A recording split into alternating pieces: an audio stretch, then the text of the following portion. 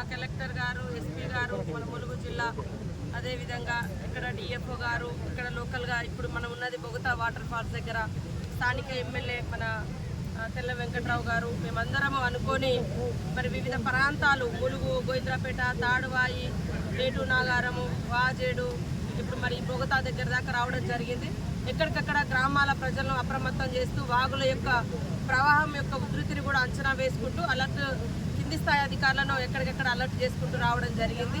అదేవిధంగా మరి ఇక్కడ బొగతా కాడికి కూడా పెద్ద ఎత్తున విజిటర్స్ వస్తారు, పర్యాటకులు వస్తారు కాబట్టి వాళ్ళకి ఇందిరా మహిళా శక్తి క్యాంటీన్ కూడా ఇక్కడ ఏర్పాటు చేయడం జరిగింది. అదేవిధంగా గోదావరి ఉధృతిని కూడా పరిశీలించడం జరిగింది. గత రాత్రి కంటే ఇప్పుడు గోదావరి ఉధృతి పెరుగుతూ ఉంది కాబట్టి ఈ 5-6 మండలాల ప్రజల్ని కూడా మరి మేమందరం అప్రమత్తం చేస్తూ ఉన్నాము.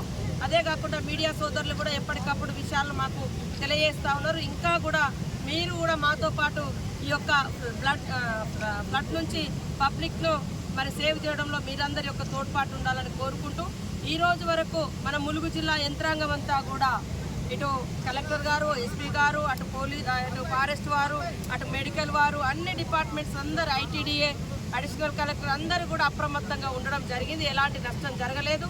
మరి గర్భిణీ స్త్రీలను కూడా ఏటు నాగారానికి తరలించడం జరిగింది అందుబాటులో. అదేవిధంగా లోతట్టు గ్రామాల్లో ఉన్నటువంటి ప్రజలకు కూడా 3 నెలలు ఎక్కడైతే గ్రామానికి రవాణా సౌకర్యం తెగిపోతుందో అలాంటి ఊర్లలో కూడా పడవలను ఇవ్వడం జరిగింది. సరుకులను కూడా అక్కడ సబ్ సెంటర్లలో ఏర్పాటు చేయడం జరిగింది. అదే కాకుండా మెడికల్ క్యాంప్స్ కూడా ఇంకా విస్తృతపరుస్తాం.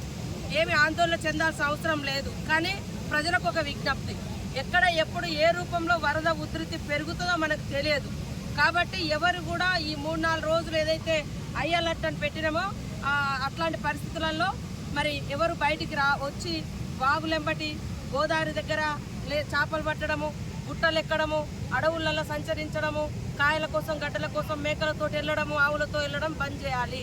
ఎందుకంటే అడవుల్లోకి పోయిన తర్వాత కూడా వరదలు వస్తే ఆ అడవిలో ఉన్నటువంటి వాగు పొంగడంతో కూడా మీరు బయటికి రాలేకపోతారు.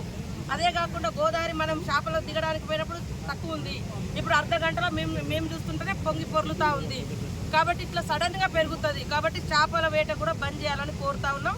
మేము ఎప్పుడు కూడా ప్రజాసేవలో అప్రమత్తంగా ఉంటామని తెలియజేస్తాం. ఇప్పటికప్పుడు మన ములుగు జిల్లాలో ఉన్నటువంటి ప్రజాప్రతినిధులు, స్థానిక కలెక్టర్ గారు, ఎస్పీ గారు, అదేవిధంగా ఇతర మరి రెవెన్యూ కానీ ఇతర అధికారులు, పోలీస్ డిపార్ట్మెంట్ అంతా, మెడికల్ అండ్ హెల్త్ అందరం కోఆర్డినేషన్ తో పనిచేస్తున్నాం. దాదాపుగా 171 పునరావాస కేంద్రాలను గుర్తించి ఏర్పాటు చేసుకోవడం జరిగింది. ప్రజలు కూడా అప్రమత్తంగా ఉండాలి, అశ్రద్ధగా ఉండొద్దు. మరి ఏం కాదులే ఇక్కడే కదా ఇప్పుడే వాగు దాటుతాను, వాగు దాటే ప్రయత్నం కానీ, అడవులలోకి వెళ్ళడం కానీ, చేపల వేటకు కానీ వెళ్ళకూడదని ప్రతి ఒక్కరిని కోరుకుంటూ మా మహిళా సోదరి మళ్ళకు మన మండలంలో మొదటి కేంద్రం మహిళా శక్తి కేంద్రం మీ దగ్గర ఓపెన్ అయింది ఇప్పుడు. కాబట్టి మరి మీరు బాగా నడిపించుకొని లాభాల వేటలో నడిస్తే ఇంకా మహిళలకు 17 రకాల మరి కార్యక్రమాలు ఇస్తున్నాం. మీ సేవ ఇస్తాం, కరెంటు సమస్య, సోలార్ ప్యానల్ పెట్టిస్తున్నాం, అదేవిధంగా కుట్టు మిషన్ ఇస్తున్నాం, అమ్మ ఆదర్శ పాఠశాలలు ఇస్తున్నాం. భవిష్యత్తులో తొందరలో నిర్ణయం తీసుకుంటాం. అంగన్వాడీ కేంద్రాలకు కూడా మహిళా సంఘాలతోటే ఫుడ్ సప్లై చేసే విధంగా మరి చేస్తాం. ఎందుకంటే అవి ఎక్కడెక్కడో ప్రైవేట్ కంపెనీలకు ఇస్తే బాలామృతము అవి ఇవి రకరకాల ఇబ్బందులు పడుతున్నారు.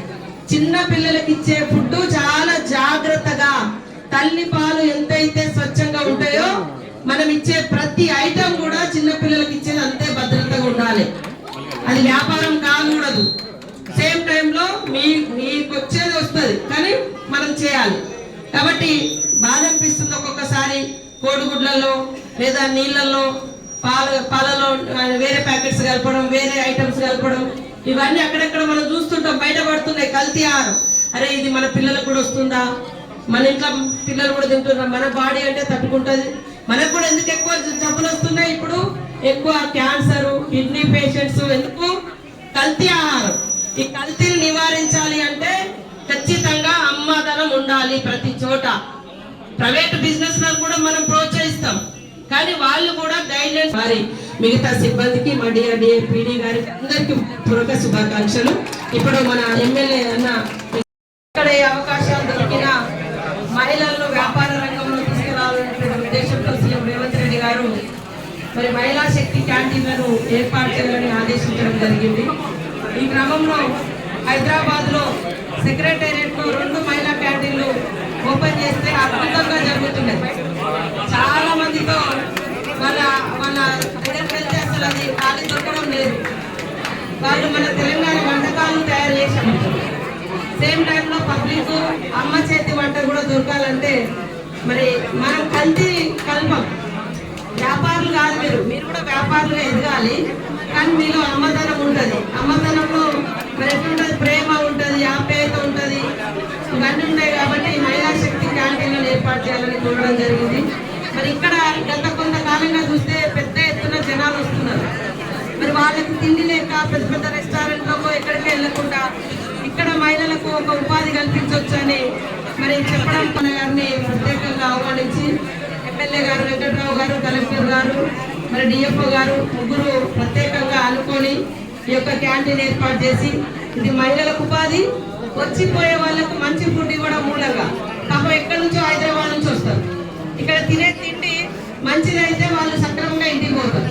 లేకుంటే రోడ్ ఎంట వెళ్ళేటప్పుడు మోషన్స్, కడుపు ఆగమయ్యి లేకుంటే జ్వరాలు వచ్చి ఇబ్బంది అవుతుంది. కొద్దిగా ఫుడ్ పాయిజన్ కూడా జరుగుతుంది.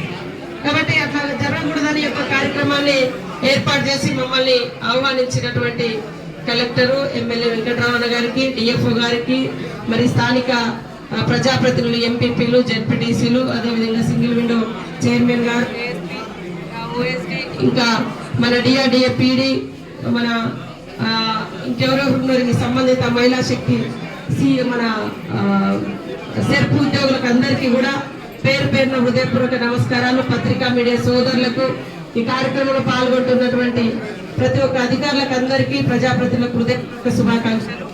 ముఖ్యంగా మీరు నమ్మకాన్ని కాపాడుకోవాలి. ఈరోజు మీరు కాపాడుకుంటే ఇంకొక క్యాంటీన్ కూడా అవకాశం వస్తుంది. ఎందుకంటే ఉపాధి అనేది పెంచాలి.